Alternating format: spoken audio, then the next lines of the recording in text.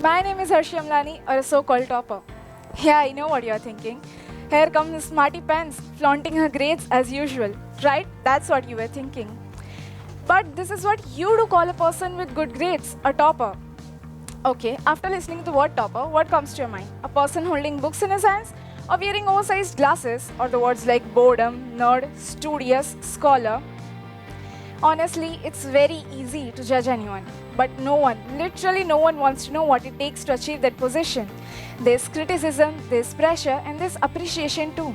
But sometimes this appreciation is not enough to balance with criticism and pressure.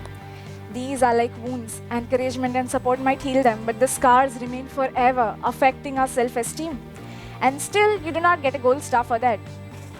Being at the top, it becomes very difficult to find someone who could match your IQ.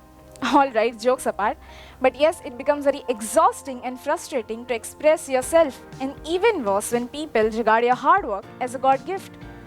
Like once, after class test, I told my friends that the test was quite easy, and she replied, "Yes, it would be easy for you, you are a topper." And even when I say that the test was quite difficult, she's like, "Oh, you just shut up, be it easy or hard, you will score it in any way." And that's not yet over. The worst part comes after declaration of results. Times this talk becomes like navigating a minefield with emojis. For example, when I approach my friend saying, "Hey, I got somewhat 90 plus, how much you scored? Have you done showing off?" And when I approach saying, "How was your exams and how much you scored?"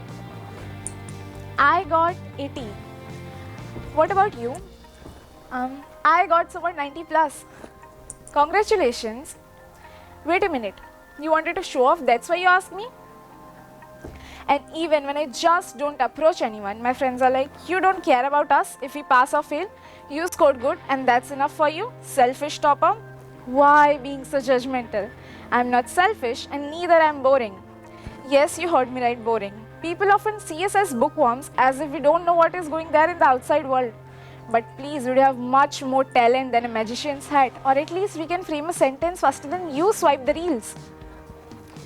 This criticism is just the tip of the iceberg. Pressure is still on its way. But you see, pressure comes in two forms: direct pressure and indirect pressure. And believe me when I say, you can ignore direct pressure. Like when people say, "Study hard, this is your 10th standard, you need to get good marks." You can just brush off these comments with a smile and a nod. But the indirect pressure or the unspoken expectation is something really hard to tackle.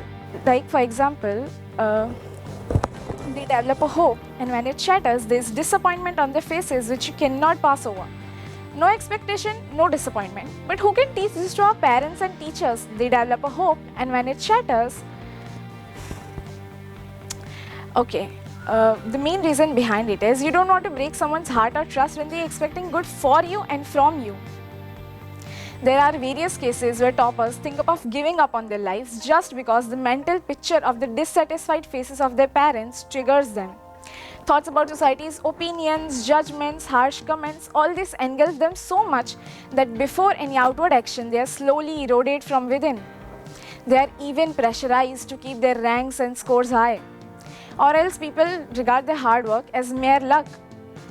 This all can be so overwhelming that tragically they make irreversible decisions even before the results are announced. A small phrase by you that it's okay not to be perfect at all time can make a huge difference and can drive away that depressing storm. Yes, I can sense that some of you are thinking this girl is so gloomy. Why isn't she mentioning about the bright side? So let us shift our gaze to the positive part, and here they are. Being a topper means you step into the limelight, you become favorite student of teachers, and you are used as an example for good. But these are not the things that really fascinates me. What inspires me is the developing confidence that was built up when I got an A+. Despite challenges, being a topper means that it brings a moment of the pride I feel when I state my scores, the pride my parents and teachers feel when they introduce me as the child or student. This moment of personal and shared triumph is what truly makes the journey worthwhile. Being a topper is a puzzle, but it's a role I embrace with all its challenges and rewards. Thank you.